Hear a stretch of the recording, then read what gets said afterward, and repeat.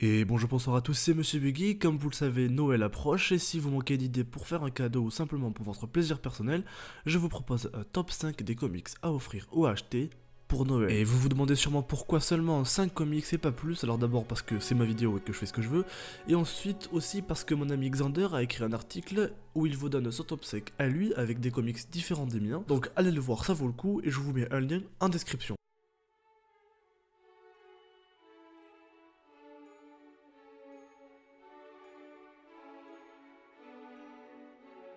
Bon, aujourd'hui dans le top, il va y en avoir pour tous les goûts, des récents, de l'ancien, du Marvel ou encore du DC, bref, j'espère que vous allez trouver votre bonheur.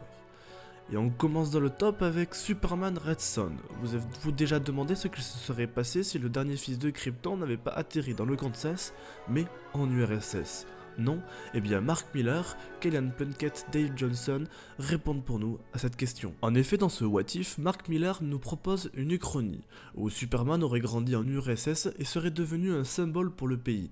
On voit donc ici un Superman différent de d'habitude, et à l'époque de la guerre froide, c'est un Lex Luthor à la tête des États-Unis qui passe pour le méchant, et un Superman avec la fossile et le marteau qui défend ses convictions et ses idéaux pour l'URSS. Bon, ce comics est vraiment cool. Mark Millar a su apporter le scénario au-delà du concept de base et les dessins sont vraiment en phase avec l'histoire. On peut voir notamment par plusieurs moments de sublimes affiches de propagande à l'effigie du Red Son. Et on peut voir aussi un Superman différent à ce qu'on est habitué et ça peut faire du bien. C'est donc pour moi un immanquable. Et ensuite on va parler d'un comics Marvel, à savoir Agent Venom. Et non, ne vous laissez pas avoir par la couverture de ce comics, ici on va pas parler d'un potentiel méchant Venom, mais bel et bien de Flash Thompson. Ici, ce dernier est un rescapé à qui il manque la partie inférieure de son corps, mais cet ancien soldat va pouvoir repartir dans la bataille car le symbiote qui va lui être offert va lui octroyer une nouvelle puissance et, contrairement au précédent Venom, Flash est un hôte qui réussira à faire le bien avec son symbiote. Mais le comics va nous montrer que malgré tout, ce dernier ne va pas se laisser contrôler si facilement et que ça peut rapidement déraper. Ici, le nouveau héros apparaît torturé, toutes les qualités viennent du protagoniste qui apparaît très sombre et avec une grande noirceur. En bref, c'est compliqué pour moi de vous parler plus de ce comics sans vous spoiler, donc je vous conseille juste de vous le procurer ou de l'offrir à quelqu'un qui aimerait l'univers de Spider-Man.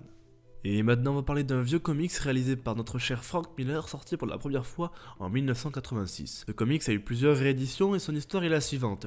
10 ans après que Batman ait raccroché son costume, le crime et la corruption à Gotham ne cessent de grimper. Bruce ne peut donc pas rester sans rien faire et Batman reprend alors du service pour venir à bout des criminels dans Gotham. Mais on verra que le retour du Chevalier Noir aura d'autres conséquences. Bon, niveau scénario, bien qu'elle reste très connue et vieille, l'histoire de Frank Miller reste une des meilleures pour moi. Seul point négatif que je vais nuancer, c'est les dessins. Pour ma part, je trouve que le style de ce type de dessin rajoute un charme énorme à l'histoire, mais je peux comprendre qu'elle puisse repousser certaines personnes. Malgré cela, Batman Dark Knight reste un grand classique pour n'importe quel fan de Batman ou de DC.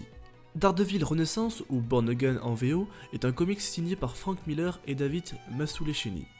Et si le Caïd connaissait la véritable identité de Daredevil, que se passerait-il?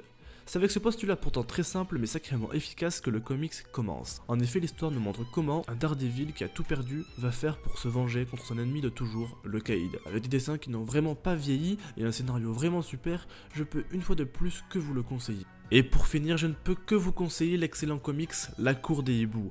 En effet, ce dernier qui est sorti en 2011 est pour moi un immanquable pour notre Chevalier Noir.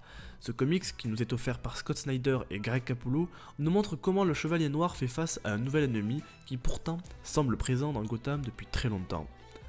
Encore une fois, je ne vais pas vous en révéler plus sur l'histoire de ce comics et je vous laisse, si ce n'est pas encore déjà fait, le découvrir par vous-même. Sinon, pour être un peu plus critique, La Cour des Hiboux n'est pas un comics révolutionnaire par son histoire, mais ce dernier reste très bon dans tout ce qu'il entreprend.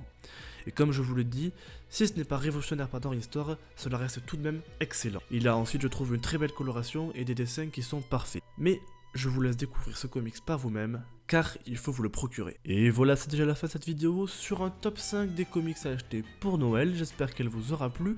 N'hésitez pas à aller voir le lien que je mets en description pour l'article de Xander, qui mettra bien évidemment des comics différents des miens, donc allez voir le coup. Je vous remercie d'être toujours plus nombreux sur la chaîne, ça me fait vraiment plaisir. En bref, c'était Monsieur Buggy, pour vous servir.